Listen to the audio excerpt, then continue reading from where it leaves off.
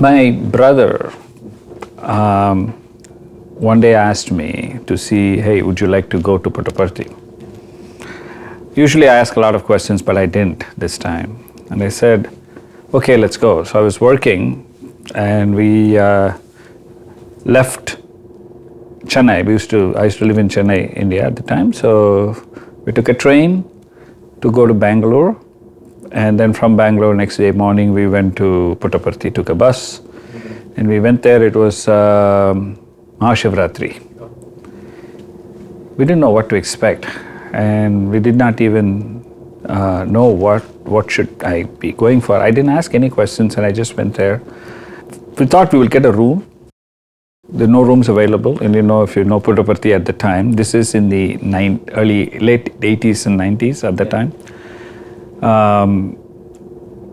We could not even get a place in a shed.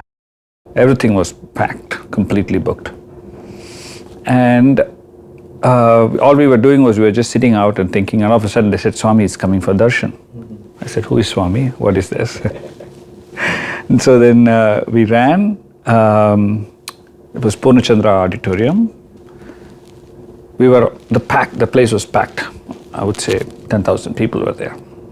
There was this homam going on, the yagnam was going on, I think, on the stage. And Swami was walking on the stage and he was talking. I'm kind of, from one of the doors, I'm peeking in because you can't even get inside. You see, the doors of the Purnachandra are open, so I'm kind of gently looking into the thing to peek in to see who is this, what is that. And then what was my interesting experience was Swami's face looked really big.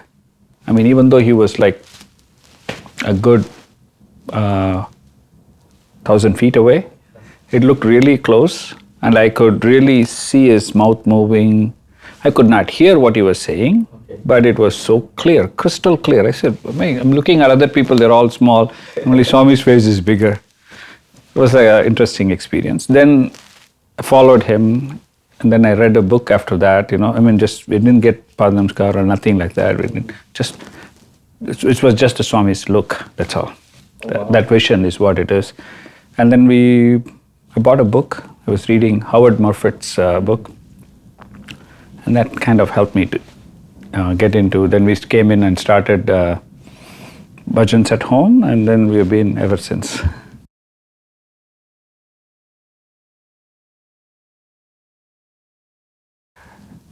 The most important thing is, we are family as a whole, we were religious, very orthodox, and went to the temple, believed in God and did everything. It's not that I was not an atheist or anything. I did not like going to the temples because of all the other dynamics that happen, right? So they're collecting funds and they're asking for this and doing this and all this dogma and bureaucratics and red tape that was there. Somehow I just could not connect well.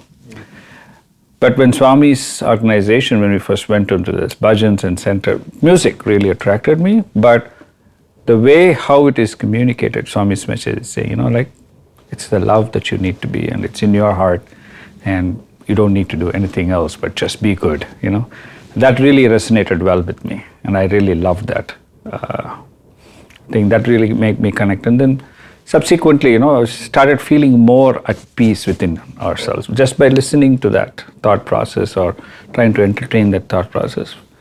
Kind of sense of feeling. But I was very young. I was in my not even 20 yet, so high teens, low teens. So. I've never had an interview with Swami, but I've had a few dreams and very few dreams. My wife used to get a lot of dreams, but I generally don't, but I got a few dreams. And one of the dreams was that Swami was blessing me at the veranda, like where in the Kulwant Hall, yes, where he's standing there on the step and I'm taking his blessing and I'm crying. And he is putting his both hands on top of my head. I could actually feel it, and like how they always say, the vision, the dream is a vision, that's how I felt it. And I was able to touch his feet And I could feel that presence, and I woke up suddenly. Originally, I thought this was for some purpose, but it was for a different purpose. I was serving as the center president at the time, and my parents had come to visit me to US. And there was a pilgrimage that was happening going to India. I organized the whole thing, orchestrate, how they go for practices and this and all those things. But I could not physically go with the group to India because my parents were already here. Yes. So when I got this dream, I thought Swami is blessing me because that's what happened, right? But little did I know, 1 month after my mother, 10 days after that, my mother passed away.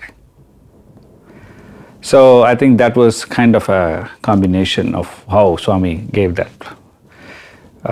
dream for me. Before.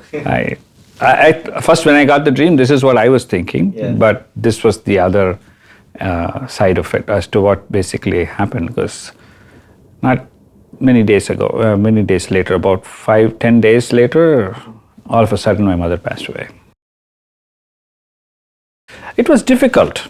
I mean, losing, both my parents are passed on now. It was hard when we experience a loss, but it is always feels good to go back to Swami's quotes and Swami's discourses and literature, that what is more important is inside us. We don't have to go in search of anywhere. And once we have that kind of a conviction within us, that makes us feel good. And that's basically what drives me, every day. I mean, it's not that we're not without any troubles or anything. There is always challenges and tribulations keep happening. But what is very beautiful is that the answers come from within, but you have to endure it. It's not that the troubles are going to be gone. We have to, and sometimes you have to accept it. It may not be. One big lesson I have learned is that I might expect something, I want a certain outcome, but if that outcome does not happen, I'm okay. I'll have to accept that. It's hard to begin with to accept, but once I accept it, it becomes a lot easier.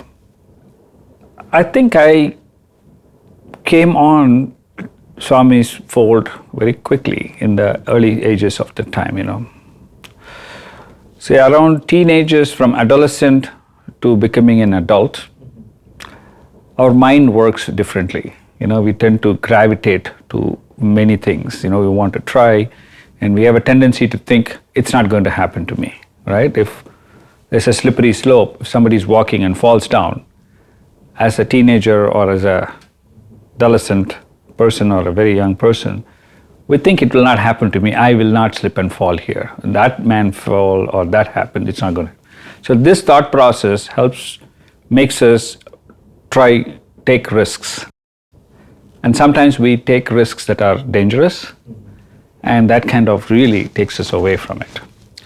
And fortunately, I had a good family support, and also when came into Swami's fold, Swami's teaching, discourses, bhajans, and being part of like-minded people, I was able to stay focused on my goal as to what I need to do and what risks I can take safely and what risks I should not take. So that gave me a good grounding for it, and that helped me to, move on in the life. I think the advice I would like to give is get grounded, understand what it is, so that way you have these principles. Swami's teachings are there, and there is one for every person, if they read into the literature.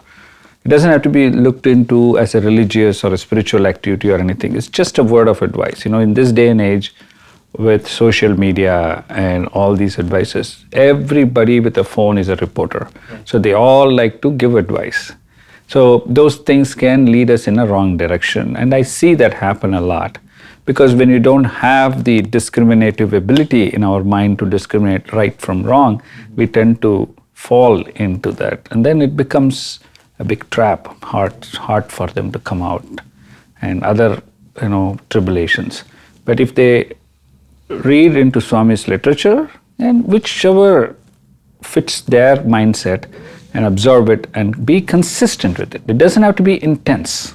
It doesn't have to be really strong or intense. It has to be consistent, regular. Just be disciplined in doing something to that order of following. Take one Swami's teaching, whatever fits better, and follow that. I'm pretty sure Swami will guide, and the inner Swami will guide that person in the right path. They might make some small mistakes, but with the grace and the help, they'll be able to recuperate, get back up, and move on. Otherwise, they tend to go into a wrong direction, makes it harder for them to come back. It is a fantastic conference. It's a great way of bringing the entire country together from all the Sai devotees.